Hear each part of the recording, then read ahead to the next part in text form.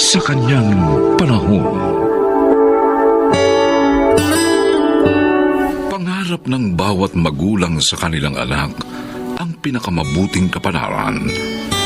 Kaya naman sila'y inaakay sa tamang daan.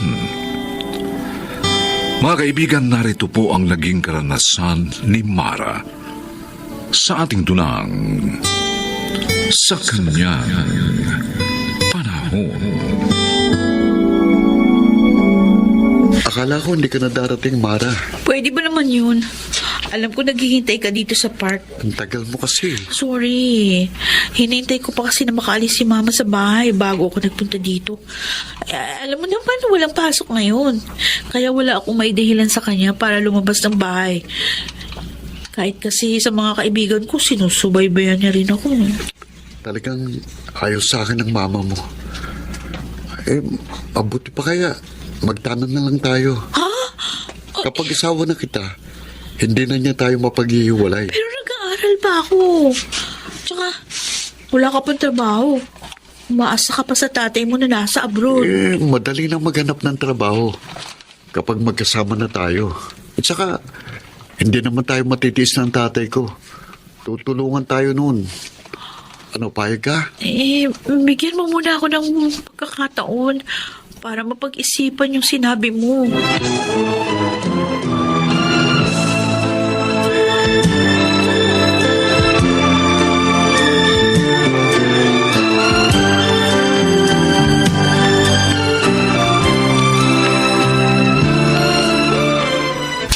Sinungaling ka! Ma! Bakit naman kayo nanampal? Totoo naman yung sinabi ko. Galing dito ang best friend mo at hinahanap ka. Ha? Ngayon, buko ka na. Nakipagkita ka sa Dexter na yan, ano? Ha? Sumagot ka! Nag-usap lang naman kami. Di ba sinabi ko na sa'yo, layuan mo na ang lalaking yun! Wala kang magandang kinabukasan sa kanya. Ma, mabait naman si Dexter. Paimbabaw lang ang kabaitang ipinapakita niya sa'yo. Isa pa, wala siyang trabaho. Asa pa rin sa magulang kahit 23 na. Layuan mo na ang lalaking yun, Mara. Bata ka pa. Tapusin mo muna ang iyong pag-aaral. At makikita mo, higit pa sa Dexter na yon ang matatagpuan mo.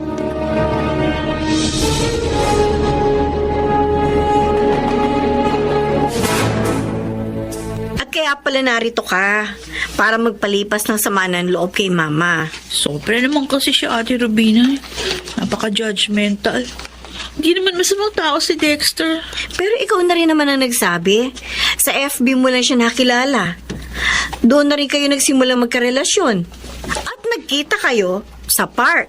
Marami namang ganito sa simula ng relasyon na. Bakit ba? Oo nga. Kaya marami rin ang napapahamak.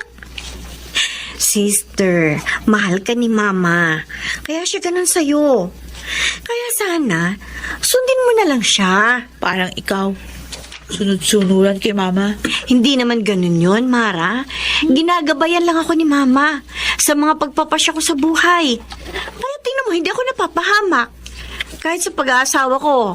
O, di ba? Maniwala ka sa akin.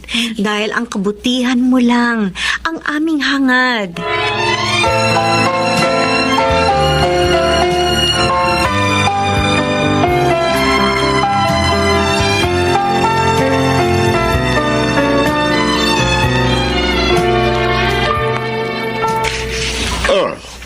Napasal ka, Ori.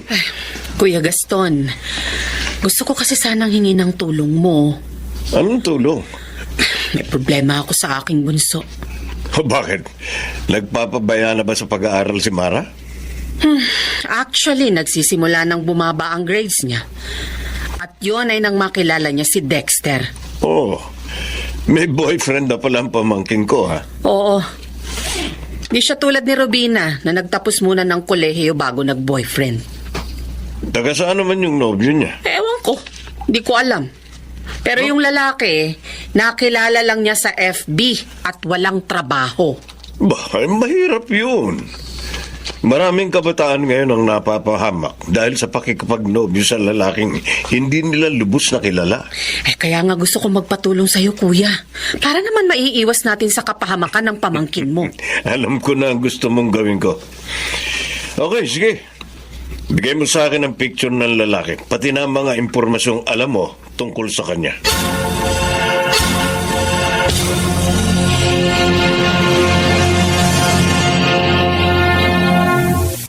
Oh, ito pa inumin natin, Tix. Ayos.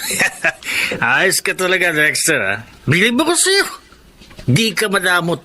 Lalo na kapag may malaki kang kita. Siyempre naman, sanggang dikit tayo eh. Ay, yung nga pulang siyota mo, kumusta na? Ha?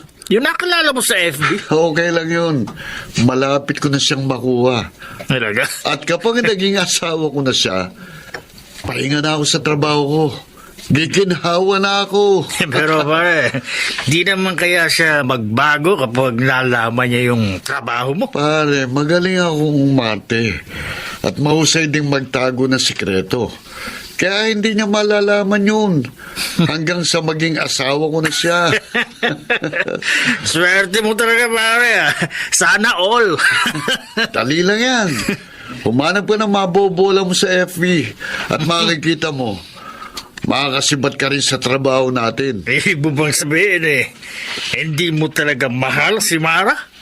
Ginagamit mo lang? Wala sa akin yung pagmamahal. Ang importante sa akin ay ang magiging pakinabang ko. Yun.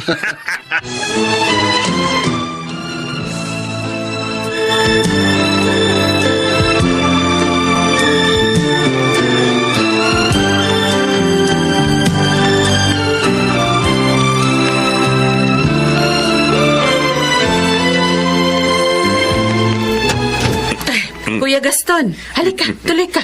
Salamat, Ring. Maupo ka.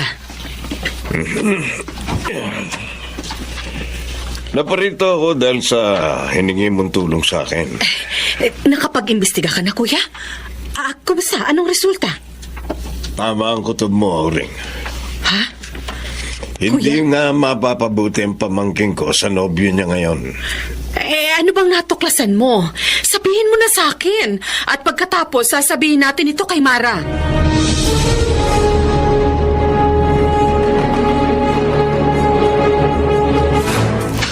Dexter, halika. Maupo ka. Sure ka ba na pumayag ang mama mo na magpunta ako dito sa bahay niyo? Oo. Siya talaga nagsabi. Kasi nung gulay kong nagpunta rito, sinabi niyang layuan kita. Dahil nga nalaman niyang 23 na ako pero wala pa rin akong trabaho. Ay, feeling ko, iba ngayon. Talaga? Oo. Dumating na pala kayo, Mara. Ay, Ay, nandito pala si Tito Gaston. Oo, Mara. Sargento Nubla. Kilala mo si Tito, Dexter? Siyempre, kilala niya ako, Iha. Um, Dahil ang lalaking ito, maraming beses nang nakulong sa impila namin. Ha? Dahil sa salang pandurukot. Hindi totoo sinasabi niyo, Tito. Hindi totoo yan. Bakit hindi mo tanungin si Dexter? Kaya kong patunayan ang sinabi ko, Iha. May record sa amin ng sinungaling na to. Nasa abroad daw ang magulang. Niloloko ka lang niya, pamangkin. Dexter, sabihin mo hindi totoo ang sinabi ng tito ko. Sabihin mo! Sorry, Mara. Walang iya ka? Mara. Minahal kita. Bibiktimahin mo lang pala ako. Lumayas ka dito. Lumayas ka!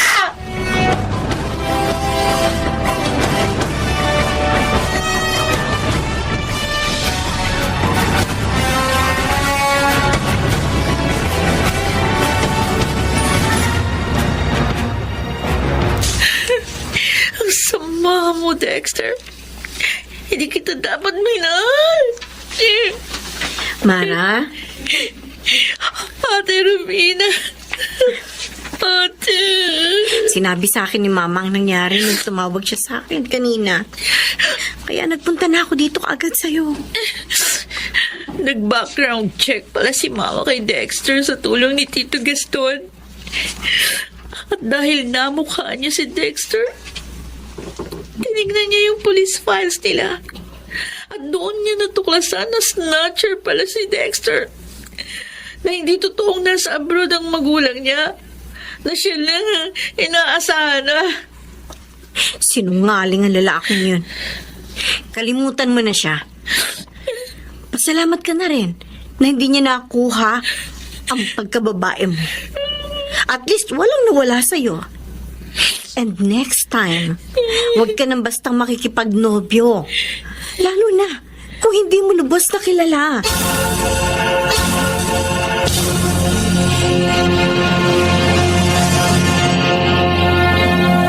Kuya Gaston, Oh, narin ba si Ate Adelfa? namalengke ang hipag mo, Oring. Ay. Pero malamang parating na yun. Kanina pa umalis eh. Hintayin mo na. Sige. Dala ko na kasi yung order niyang alahas. Oy, binilil nga niyang darating ka eh. Teka, kumusta na si Mara? Ayun, mas okay na siya ngayon, kuya. Hindi ko na nakikitang umiiyak. At mas nag-aaral na. Humingi na rin siya ng tawad sa akin sa mga nagawa niya. Salamat naman. Sana'y maging aral na sa kanya nangyari. Ang akala lang kasi ng ibang kabataan, hinihigpitan sila ng mga magulang nila. Hindi lang nila nauunawaan na iniingatan lang natin sila. Tama. Tulad ng ginawa mo kay Mara.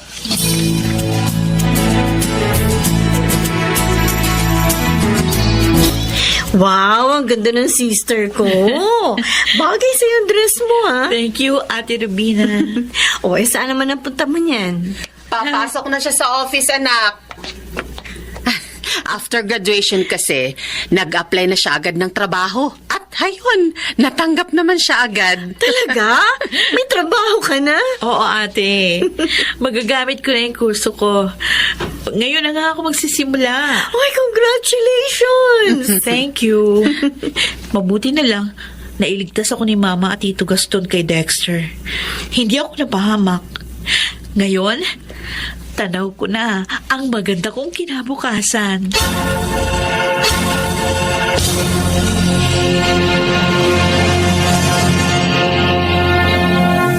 Sa kanyang panahon, may mga taong ginagamit na lisensya ang kanilang katandaan upang maituwid ang kanilang kamalian. Ganito po ang naging karanasan ni Annalyn sa ating dunang sa kanyang panahon.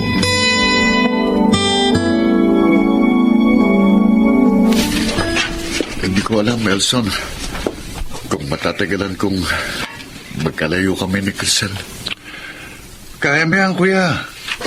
Mabilis lang naman yung 2 years eh. Oo nga naman, Kuya Robert. Tama si Elson. Isipin mo na lang, para sa inyo ng mga pamangkin ko yung pagsasakripisyo ni Ate Crisel. Oo nga, kuya. Lalo ngayon na wala kang permanenteng trabaho. Sana nga, magkaroon uli ako ng trabaho. At talagang hindi ko na paalisin pa si Crisel. Nandito lang kami. Handa kami ni Elsong damayan ka sa iyong kalungkutan. Salamat, Annalyn. Ang mabuti pa, dito na lang kayo kumain ng mga bata, kuya. Ang mabawasan yan, lungkot mo sa pag-alis ni ate. Oo nga. Paborito mo yung ulam na niluto ko.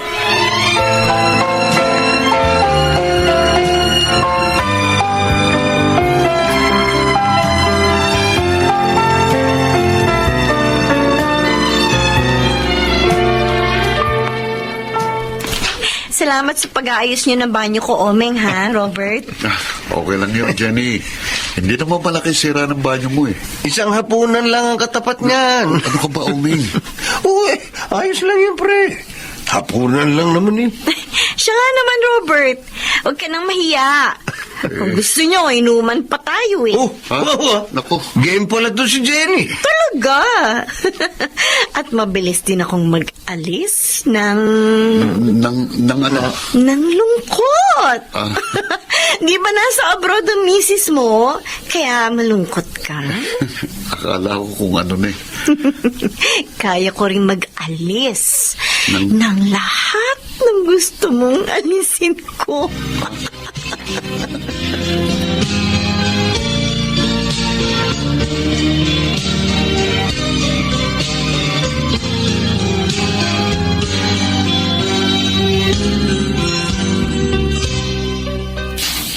Ate Crisel, kumusta ka naman dyan?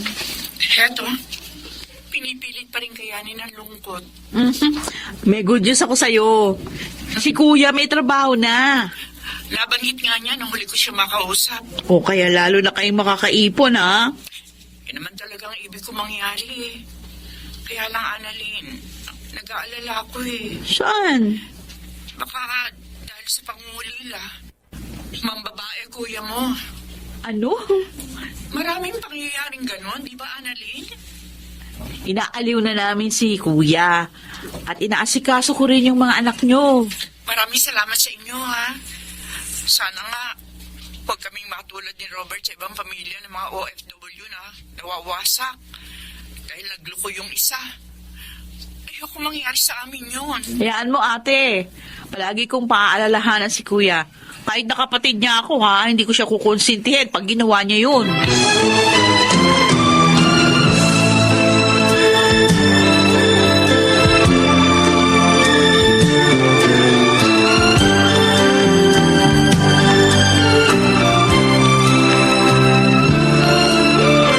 Han, Sunday naman bukas. Wala kang trabaho. Ano kaya kung ipasya natin yung mga bata? Maganda yan, ha? Hindi lang silang ma-relax, kundi maging tayo. Ayan, sige, sasabihin ko sa mga anak natin para mag-ready na sila. And so, pala, isama na rin natin sina Kuya Robert at yung mga pamangkin ko. Kasi mula nung umalis si Ate Crisel, napansin ko, hindi na nakakapamasyal ang mga bata. Okay lang sa akin yun, kaya lang, baka hindi okay kay Bayaw. Bakit naman hindi magiging okay sa kanya? Sigurado nga matutuwa yun pag niyaya ko. Malay mo, may iba siyang gustong kasamang amasya. Ano? O naman, bakit ka naman nagsalita ng ganyan? Meron ka bang alam na kakaibang ginagawa ng kapatid ko? Siguro nga dapat malaman mo na eh. Para mapagsabihan mo si Kuya. Sakaling mailigtas mo siya sa kapahamakan. Bakit ano ba yun? Sabihin mo na. Para hindi ko nabibitin ng ganito. Kapatid mo, Ano? ng bababae. Baka naman nagkakamali ka lang dyan, Elson. Hindi.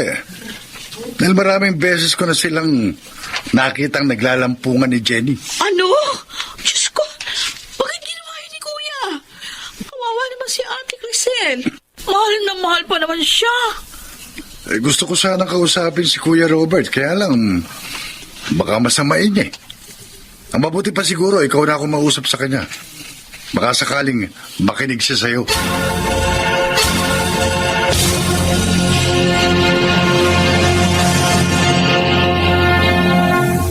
Ano bang sasabihin mo sa akin, Annalyn? At pinuntahan mo pa ako dito sa trabaho ko. Nakarating sa akin yung balitang may relasyon daw kayo. Ha? Nung bago naming kapitbahay na si Jenny. Yung ba? Gwapong kuya mo eh. Kaya pinatulan niya ako. Kuya, wag ka sana magagalit, no? Pero panluloko kay hipag yung ginagawa mo, eh. Ikaw naman, naglilibang lang ako. O paano kung ganyan din yung gawin niya doon? Ano? Makipagrelasyon din siya sa iba. Annalyn, O, syempre ayaw mo, di ba? Kaya wag mong gawin sa kanya yung ayaw mong gawin sa'yo. huwag ka nga makialam sa amin. Lalaki ko. At walang mawawala sa akin. Kaya okay lang, kahit mambabae ko. Anak ko, mali yung katwiran na yan. Tama na! Umalis ka na. At isara mo yung bibig mo, ha? Kung ayaw mong maggalit ako ng gusto sa'yo.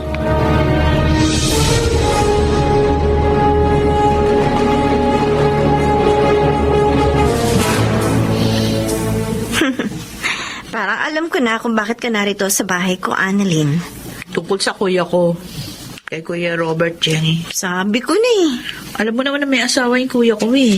Bakit pinatulan mo pa? O wala naman dito misis niya. Kaya walang problema.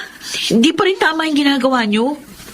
Winawasak mo unti-unti yung pamilya ng kapatid ko. Layuan mo na siya.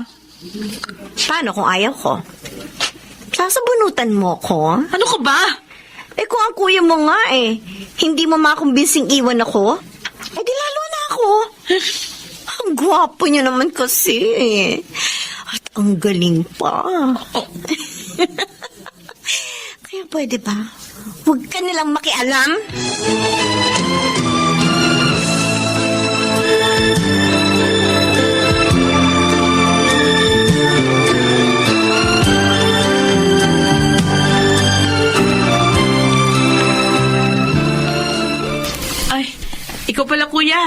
Napasyal ka. Walang yakap. Anay, bakit mo ako sinampal? Bakit? Wala naman akong kasalanan sa'yo ah. Bakit nagsumbong ka pa rin kay Crisel kahit binalaan na kita? Bakit? At kinausap mo pa si Jenny, lalayuan ako. Nagmamalasakit lang ako. Dahil ayoko masira ang pamilya mo. Wala kang karapatang panghimasukan ng buhay ko. Mas matanda ako sa'yo. Mali yung ginagawa mo. Kasalanan na sa batas ng tao, kasalanan pa sa batas ng... Wala kang pakialam! Ikaw ito na ang huling panghihimasok mo sa buhay ko. At ayoko nang pupunta ka pa sa bahay ko.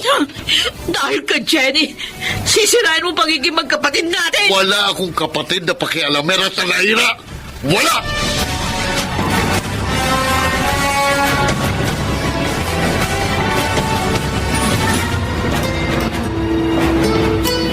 Maganda yung movie na yun eh. Oh, pambihira. Nanood na tayo ng comedy film, malungkot ka pa rin. Pasensya ka na, Elson. Naaalala ko lang kasi si Kuya. Ilang buwan na rin wala akong balita sa kanya. Kasi nga, pinangangatawanan na niya ang relasyon niya kay Jenny. Sayang ang mahigit 12 years na pagsasama nila ni Ate Crisel. Kanya! Ano po?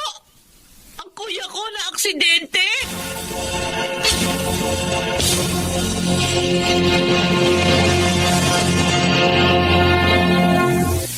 Jenny, salamat at narito ka na. Marami ako inasikaso. Kaya ngayon lang ako nakaparito, Robert.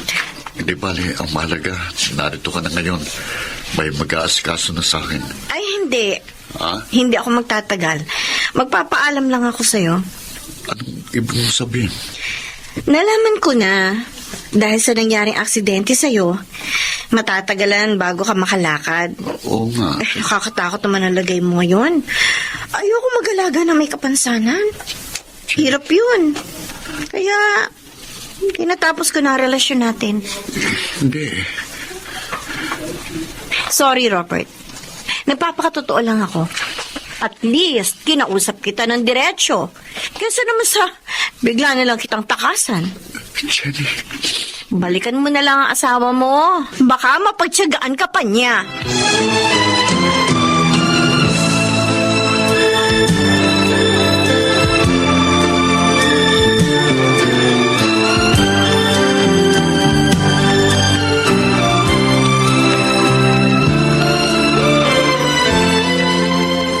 Kuya Robert, nalaman ko nangyari sa'yo. Kaya ako nagpunta. Kahit nagalit ka. Nakita ko rin si Jenny lumabas dito. Iniwan na ako ng walang yan yun. Tama ka. Isang malaking pagkakamaling ginawa kong pagpatol sa kanya. Dahil doon nawasak ang pamilya ko. Maging ang samahan natin bilang magkapatid. Magpasalamat ka na rin. Nakusa kang iniwan ng babaeng yun. At buhay ka pa rin. Maitutuwid mo pa ang mga pagkakamali mo sa buhay. Patawarin mo ako, Annalyn. Dahil sa kahibangan ko, napagbuhatan kita ng kamay. Kinalimutan ko na yung kuya. Huwag kang mag-alala. Akalagaan kita. Makakalakad ka uli. Salamat, kapatid ko. Kakausapin ko rin si Ate Crisel.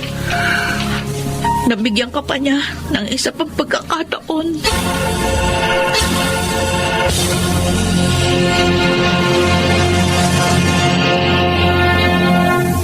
Sa kanyang panahon.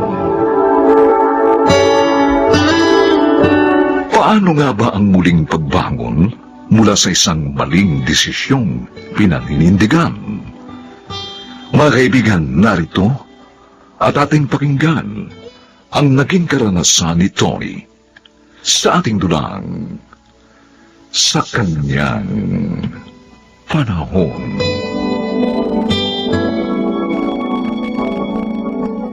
Ilalaglag mo ang sanggol na yan at pinagbubuntis mo, Violeta. Alam mo ba kung anong sinasabi mo, Tony? Sinabi ko na sa iyo noon pa. Ayoko ng anak na babae. Hindi. Sa ayaw mo man at sa gusto mo, bubuhayin ko ang batang ito. Buhay ko man ang kapalit, gagawin ko. Gawin mo para magkasubukan tayo. Dahil kahit kailan, hindi ko kikilalanin ang batang yan sa sandaling isilang mo na. Kila James at Eman ko lang iuukol ang mga pagsisikap ko. Sa kanila ko lang ibibigay ang lahat ng karapatan.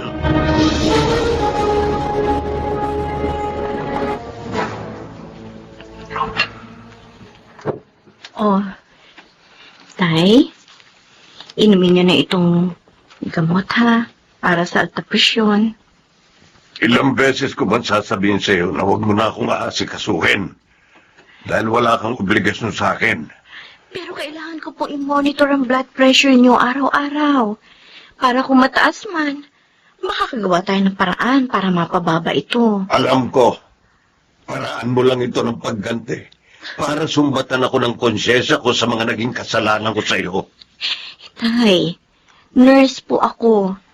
At kung kasama sa sinumpaan kong tungkulin ng pagsiservisyo ko sa sino mang nangangailangan ng tulong, kayo pa ba naman na ama ko ang hindi ko mapagsisilbihan?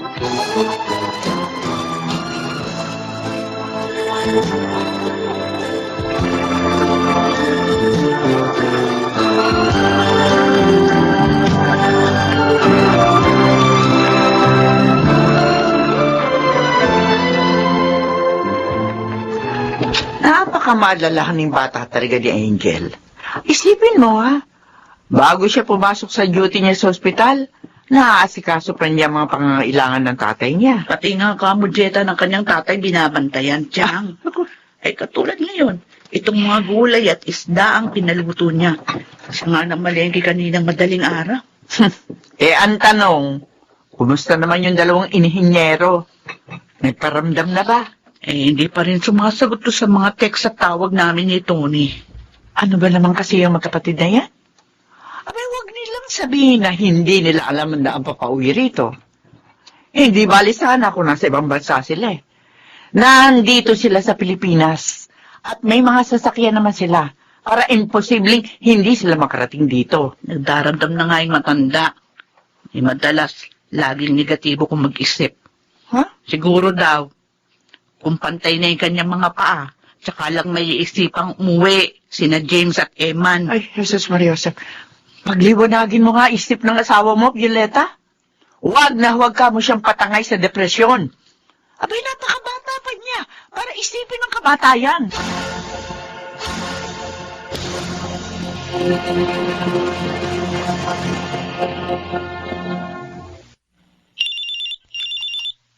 Hello, kuya. Hello. Napatawag ka. Kumusta? Itatanong ko lang kung natatawagan mo sina Iday at Hinay.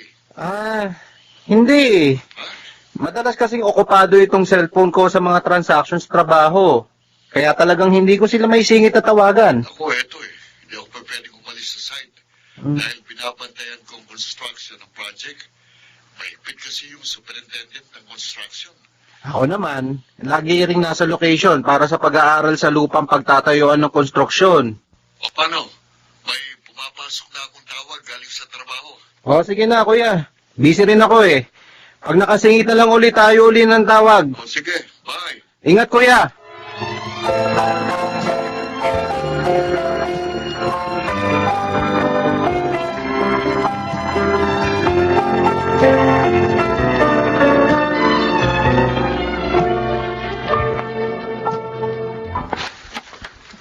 Tony,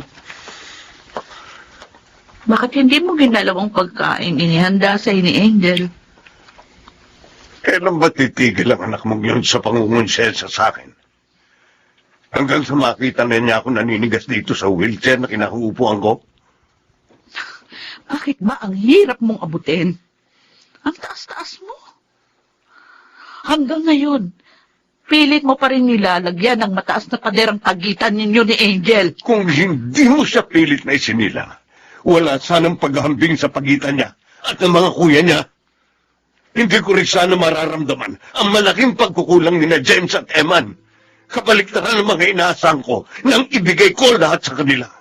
O ngayon, mismo sa sarili mo nang galing, inamin mo na nabigo ka sa mga inaasahan mong maibabalik sa'yo ni na James at Eman. Hindi lang yung tagumpay nila sa pera, Violeta. kundi yung malalim na relasyon noon sa mga pagitan namin nung mga bata pa sila. Hanggang maging ganap silang mga tao pero lumayo na silang lumayo. Hello, Kuya James. Eman, Tatawagin din talaga kita dahil sa text na natanggap ko kay Inay. patay na raw si Inay. Inatake raw. Kinumpirma mo ba? Tinawagan mo ba si Inay? Tinawagan ko pagkabasa ko ng text. Pero out of coverage area na ang cellphone niya. Hindi ko na makontak. Tinawagan ko rin pero cannot be reached na eh. Ano plano mo, Kuya? Uwi ba tayo?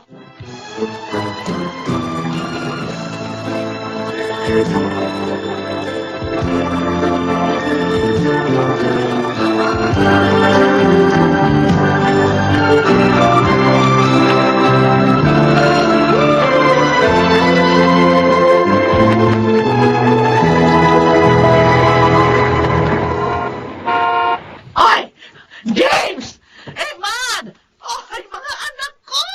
Ay, yung tinext mo sa amin, patay na si Itay. Ikaw ba? Tsaka saan ang burol niya, Nay? Ano? Hindi ba rito sa bahay? Anong text? Hindi naman ako nagte-text sa inyo na patayin ng tatay niyo, ah! Pero, Ako ang nag-text sa inyo na patay na ako. James, Tuni! Eman, Tay, ginamit ko lang ang cellphone ng nanay niyo para mas mapaniwala ko kayo. Itay, buhay kayo?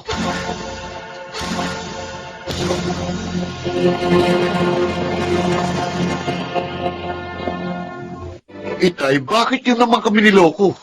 Hindi ito magandang biro. Alam niyo ba na malaking perwisyo sa mga trabaho namin ang ginawa niyo? At kung pera lang ang kailangan nyo, sana sinabi nyo na lang agad sa text para nakapag-money transfer na lang kami sa inyo. Nakalimutan ko lang bang ituro sa inyo ang paglingon sa inyong pinanggalingan? Kung kaya hindi ninyo alam ang daan pabalik sa lugar na inyong kinagisnan?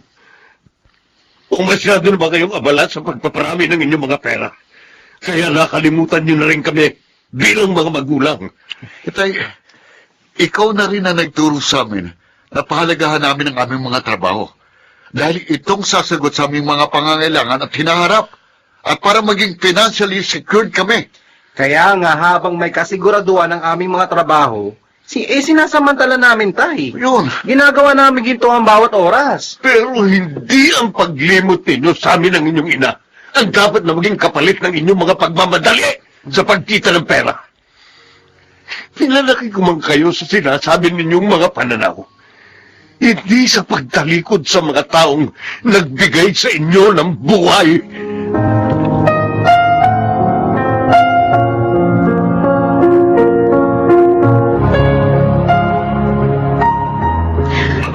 Angel, anak, alam mo ba, ikaw ang pinakamagandang nangyari sa pamilyang ito. Dahil ikaw ang nagbubuklod sa amin sa mga sandaling nagkakawatak-watak ang aming mga damdamin. Totoo ang sinabi ng nanay mo, anak. Itay, Ang tanong ko lang, bakit ba hindi mo na ako pinupuntahan sa kwarto para pilitin akong uminom ng gamot? Saka yung healthy diet ko, hindi mo na ako ipinamamalengke. hindi niyo na po ako itataboy kapag paiinumin ko kayo ng gamot niyo. At saka, hindi na po ninyo itatapon ang mga pagkain. Ihanda ako para sa Siyempre inyo. naman. Siyempre, anak. Lalo pat bunso ko ang nag-e-effort na makarecover ako sa sakit ko. Aba, hindi naman kami pwedeng umalis kay Eman. Hanggat hindi namin isang problema ng lubos kay Itay. Tay, sorry na ha. Promise, maglalaan kami ng mga araw para palagi kaming makauwi rito sa bahay. Promise yan, Kuya Eman, ha? Aba, marami rin kayong utang na promise sa akin ni Kuya James. Ay, sa akin din. Marami kayong pangakong hindi tinupad. Kaya dapat lang na singiling ko kayo, mga linti kayo. Ngayon nandito na kayo. Oo naman po, Lolo Lucia. Sige, sabihin niyo pong lahat ang mga atras namin sa inyo ni Eman. Para bago kami umalis, may bigay na rin namin sa inyo yung mga hinihiling nyo. Ha? Talaga, mga apo? Una ba, kababait talaga ng mga apo ko. Walang mga kasimbait.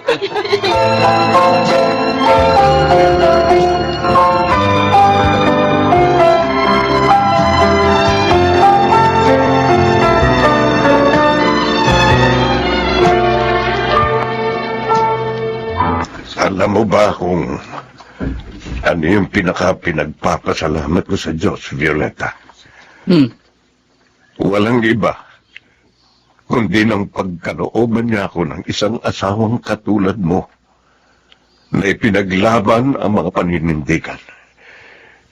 Ang mahalaga lang naman sa akin, magiging kapakinabangan ng lahat ang kapupuntahan ng mga desisyon, Tony. Tulad ng ipagpaglaban mo ang buhay ni Angel. Doon ko hinangaan ang iyong katatagan. Hindi lang bilang isang babae, kundi bilang isang ina. Violet.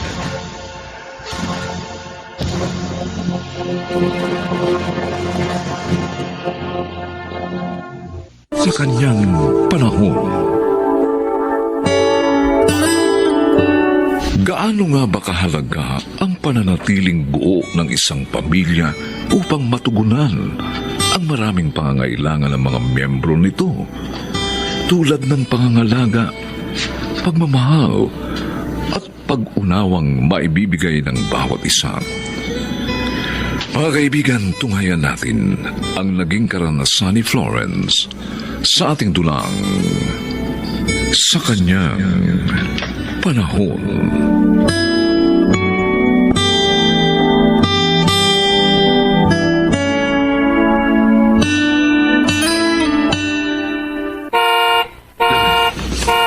Lola? Lola, nandiyan na po yung inarkila ninyong van na sumundo kay Daddy. Oh, siya. Mauna ka na sumalubong sa daddy mo, ha? Alam mo naman tumatuhod ko. Naku, hindi agad-agad na maitatayo. Grabe mga kirot dahil sa akin, Rayuma. Uy, Shay, sige na po, Lola. Basta sumunod na kayo kaagad, ha? Oh, sige na. Takbo na roon.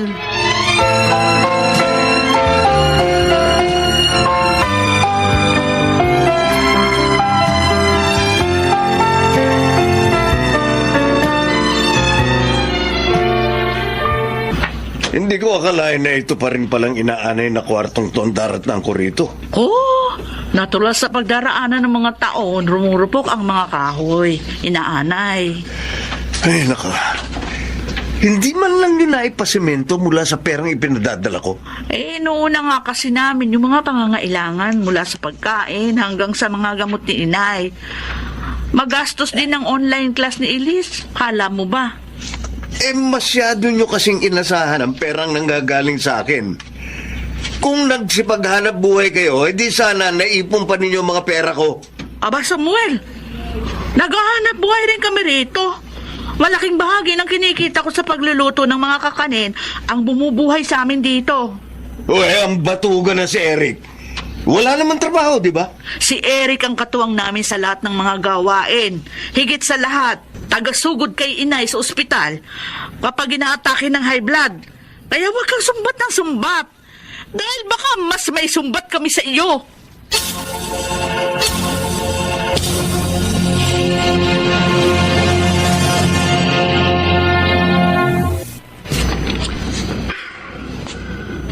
Manghang pa rin magsalita si Kuya Samuel.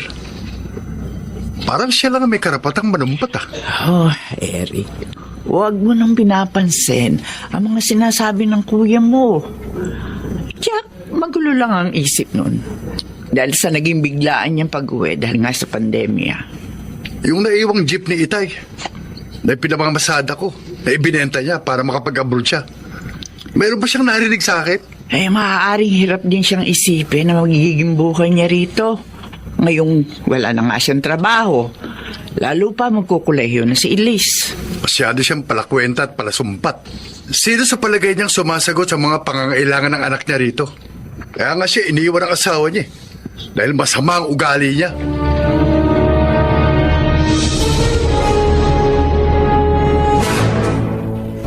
Oh, Elise. Akala ko yung nag-online class ka na. Pasado 8:00 na ng umaga Tsaka, uy, Hoy, Elise, umiiyak ka ba? Ang daddy po kasi. Tinanong ko lang kung may chance pa po ako makapag-aral sa Dubai kapag nakaalis na siya ulit. Pinagsisigawan na po ako. Nako, wrong timing nga kasi yung pagtatanong mo. Alam naman natin lahat na biglaan ang kanyang pagkakauwi dahil nga sa pandemya. Umaasa po kasi ako sa pangakong yun ni Daddy, Tita. Eh, sabi nga kasi niya, bagsak ang ekonomiya ng Dubai. Yun nga daw mga kasama niya sa trabaho na naiwan pa roon. Nauna na raw pinauwi yung mga anak dito para dito na nga magsipag-aral. Paano po? Kung hindi pa rin siya makabalik sa abroad, hindi na rin po ako makakapag-college. Ano ka ba? Nandito kami ng Tito Eric mo. Pati na ang inay.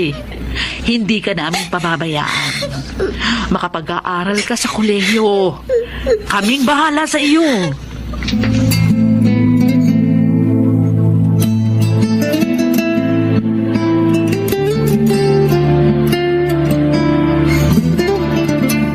Bawiin mo sinabi mo, Eric. Bawiin mo dahil kung hindi, paduduguin ko yung uso mo. Totoo naman sinasabi ko, di ba kuya? Mas binigyang prioridad ni na Inay at Ate Florence na ikaw ang makapagtapos ng pag-aaral. Para kung makaraos ka na, makatulong ka sa pamilyang ito. Sa pamilyang ito na ayaw mong tantanan ng panulumbat. Pero dito at dito ka pa rin bumabagsak. Walang nga ka. Dahil sa mga sinabi mo, parang hindi mo na ako iginalang.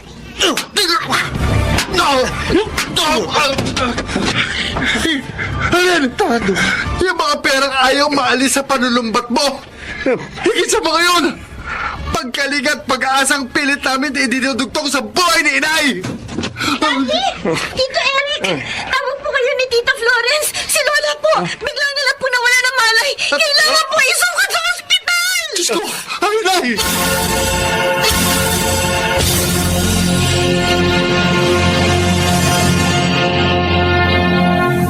Hypertensive ng inyong ina.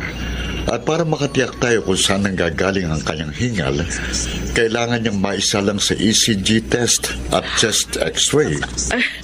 Itong mga laboratory test na kailangan niya, paano po kaya maisasagawa yun? Mahihirapan na po kasing tumayo at maglakad si inay. May heart section ng ospital. Doon isinasagawa ang ECG test. Katabi naman noon ang radiology. Etong cellphone number ko. Tawagan niyo kaagad ako sa oras na hawak niyo ng mga resulta. Opo, Dok. Maraming salamat po. Okay. Ito na nga ba ang sinasabi ko eh.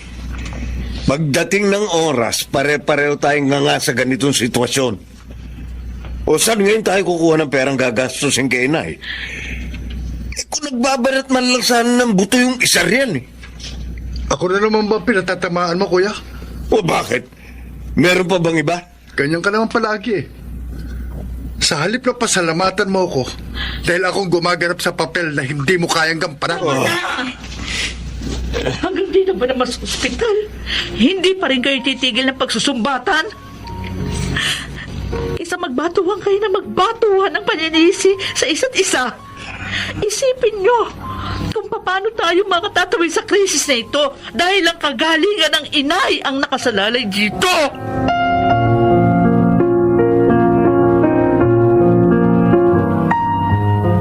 Lola?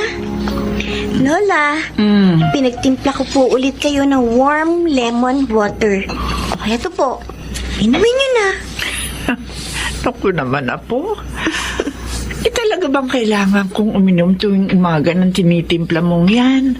Opo. Asim naman kasi. Nangingilo na yung mga ngipin ko sa tuwing iniinom ko eh. Lola, marami pong health benefits ang lemon water. Lalo na sa katulad ninyong nagpapalakas pa. Alam niyo po, dinagdagan ko pa talaga ang mga dasal ko sa Panginoon na maging maayos lahat ng mga resulta ng mga lab test nyo. At saka syempre, yung maging negative ang result nyo sa swab test. Pero alam mo, Apo, bukod sa mga pambobola mong yan, ang gusto kong malaman, kung nasaan ba yung daddy mo? Nagkasundo na ba sila ng Tita Florence mo? at ng Tito Eric mo.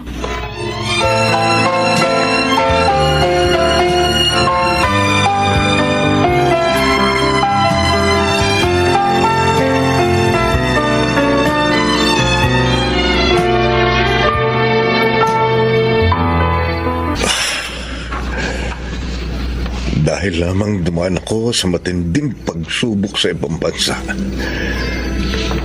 Nadamay sa mga sentimiento ko pati ang pamilya ko.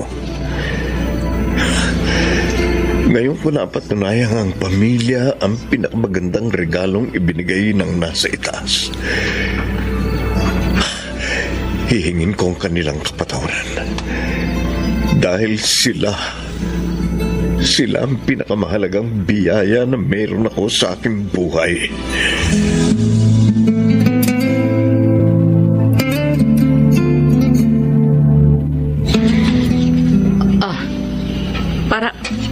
Para saan ka mo? Ang 20 mil na ito, Samuel? Para ka ako pandagdag mo sa puhunan mo sa paggawa ng mga kakanin.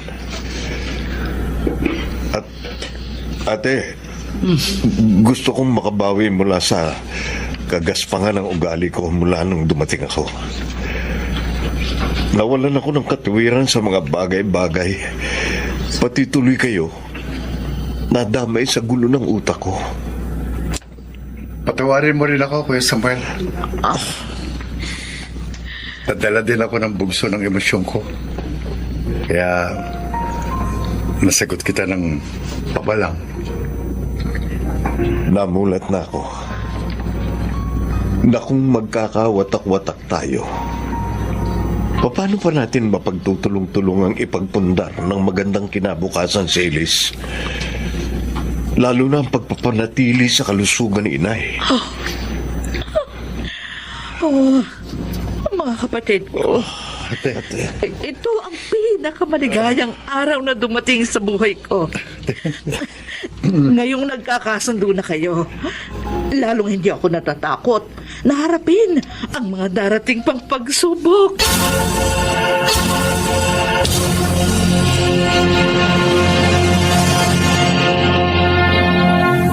Sa kanyang panahon, hindi masusukat ang pagmamahal ng ina sa kanyang mga supling. Ngunit may pagkakataon na ang pagmamahal na yun ay nagdudulot din ng suliranin. Mga kaibigan, narito po ang naging karanasan ni Editha sa ating dulang sa kanyang panahon.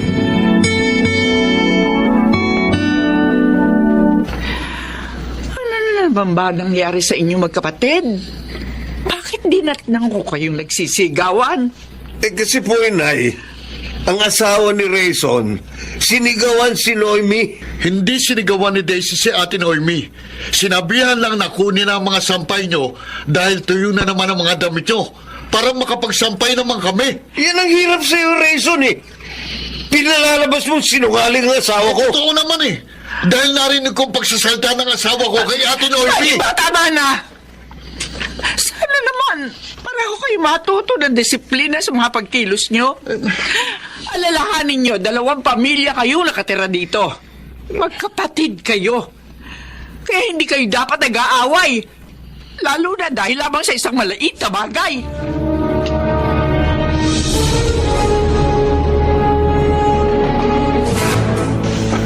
Jason, kanina nakita ko, binila ni Nanay Edita ng laruan si Denden. Samantalang yung anak natin, walang binili. Oy, baka naman nakalimutan lang ni Inay. Sabihin mo, talagang paborito ni Nanay Edita yung anak ni na Rayson at Daisy. Si Daisy na tamad naman. Naiinis nga ako sa babaeng yun eh. Ewan ko ba kung bakit nagustuhan yun ng kapatid ko. Hindi naman kagandahan. Tamad pa.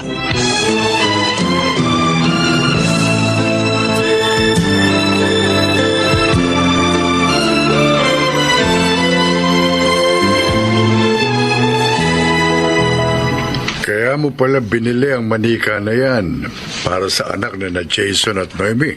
Ay, oo, Kuya Pilo. Hindi ko kasi siya nabilan dito kahapon dahil kinulang yung pera ko. Alam mo naman, 2 na apo ko. Kaya dapat, pag binilang ko ng laruan yung isa, meron din yung isa. Para wala magtampo. Dapat kasi pinagbubukod mo na yung 2 mong anak eh. Para mapahinga ka naman sa mga intindihin. May pamilya na sila. At dapat tumayo na sila sa sariling mga paa. Mahirap naman kasi mangupahan. Baka hindi sila makaipon. Kawawa naman. Kaya titiisin mo na lang yung pag-aaway-away nila. Ganun ba? Magkakaayos din silang lahat. Lagi ko naman... Papasok ka na ba sa trabaho mo, Rayson? Oh, Daisy. Aga mo naman yata ngayon. Mabuti na yun para hindi ako malate. Bakit ba? Linisin mo muna sana yung kalat ni Denden doon sa sala. Ano? Bakit akong gagawa nun? Nakita mo may trabaho ko. Bumangon ka na dyan at ikaw ang maglinis.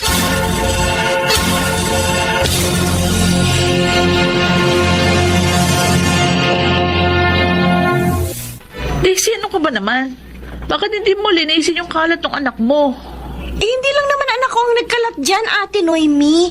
Pati si Cheche nyo. O pati anak ko, pinagbibintangan mo. Hindi yan bintang. Magkalaro sila kanina dito, kaya alam ko. O kaya gusto mo, maglinis din ako. Oy, Daisy! Kapiraso lang yan lilinisin mo. Samantalang ako, bukod sa pag-aalaga sa mga anak namin, naglilinis ako at nag-aayos ng buong bahay. Aba magkaroon ka naman ng hiya.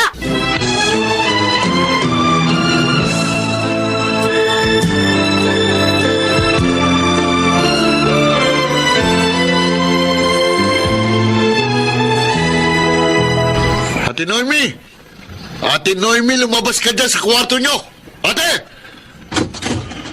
Ba't ka ba nagsisisigaw, Rayson? Ba't mo sinisigawan ang asawa ko? Bastos ka! Mas bastos ang asawa mo. Siyang unang sumigaw sa asawa ko. Wala siyang karapatang gawin yun. Pati nang utusan si Daisy. Sobra ka magsalita. Kaya nagiging tamad si Daisy. Dahil kinukonsinti mo. At kaya naman nagiging akala mo kung sinong asawa mo dahil kinakampihan mo. Wala kang galang. Balik ko. Sinuntok mo ko. Ha?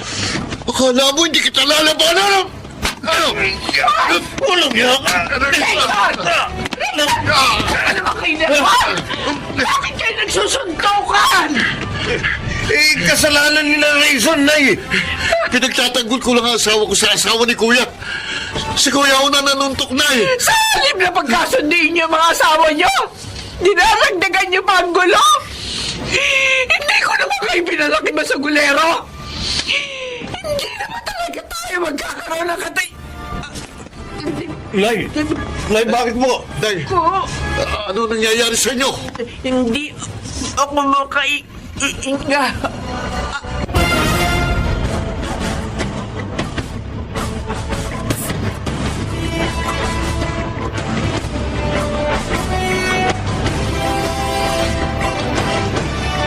Nakita nyo na nangyari?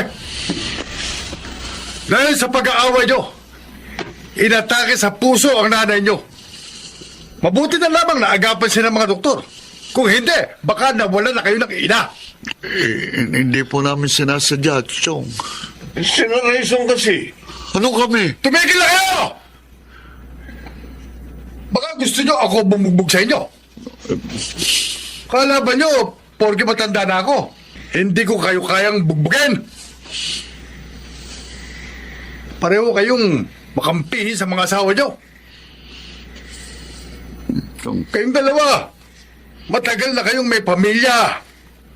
Dapat bumukod na kayo. Tumayo kayo sa sariling mga paa. Hindi nyo na dapat kinukonsume ang kapatid ko. Mula nang mabiyuda siya, kayo na lang ang inaasikaso niya. Pasayahin nyo naman siya. Ngayong matanda na siya, maawa naman kayo. Kailangan bang mawala siya para magbago kayo at matuto? Kailangan pa bang mawalan kayo ng ina para makaunawa?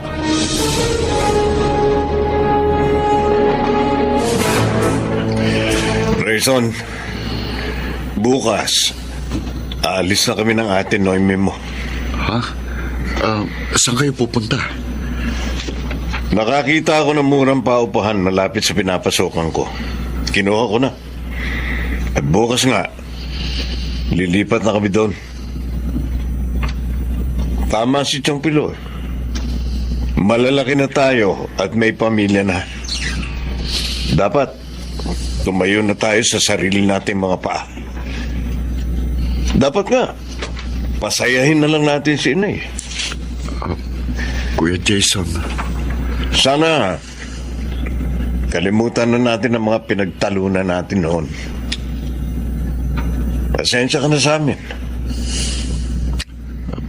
pasensya na rin kayo, kuya. Mali rin ako eh. Naging makampihin din ako sa asawa ko. Sorry, kuya. Pareho lang naman tayong naging makampihin eh. Kaya tama lang na magsimula na ulit tayo.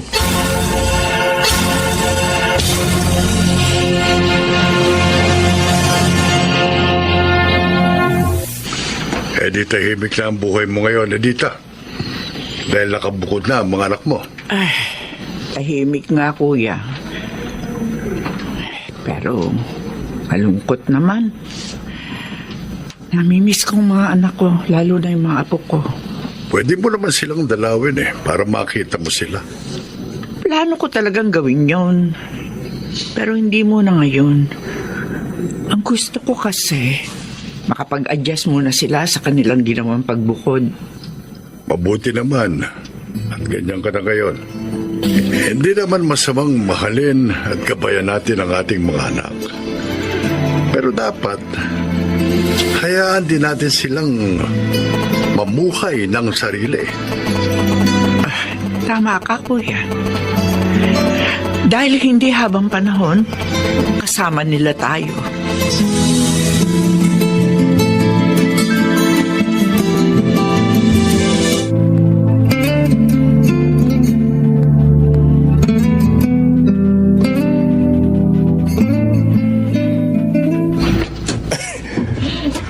Nay, kumusta na ang pinakamamahal kong inay? Kumusta pa, Nay? Jason! Noemi! Salamat naman, ninalaw niyo ako. Kasama din po nila kami ni Daisy, Nay. Nay! May dala po kami mga pagkain. Ibig niyong sabihin, dito ko niyo lahat kakain? Opo, Nay.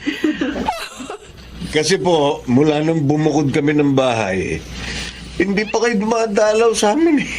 Kaya kami na po ang dumalaw sa inyo. O sa totoo lang, namiss ko ang ganitong magkakasama tayong lahat.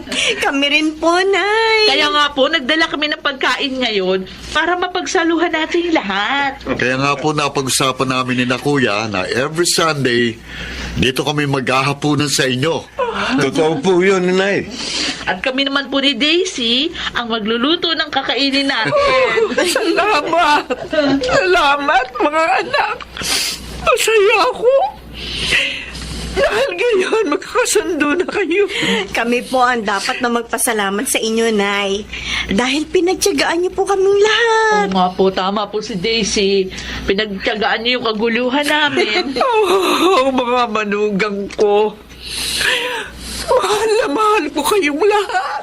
Salamat po, Salamat Nay. po, Nay.